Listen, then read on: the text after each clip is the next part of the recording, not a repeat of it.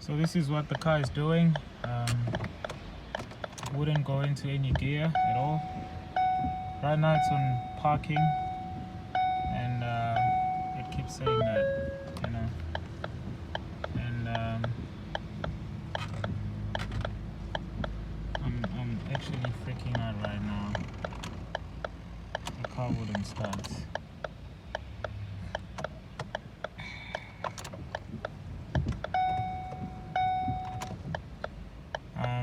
The method that I've been using for a while of resetting the transmission is not working. So as you can see, I shift the gears and there's definitely no changes in there. It doesn't go into gear at all.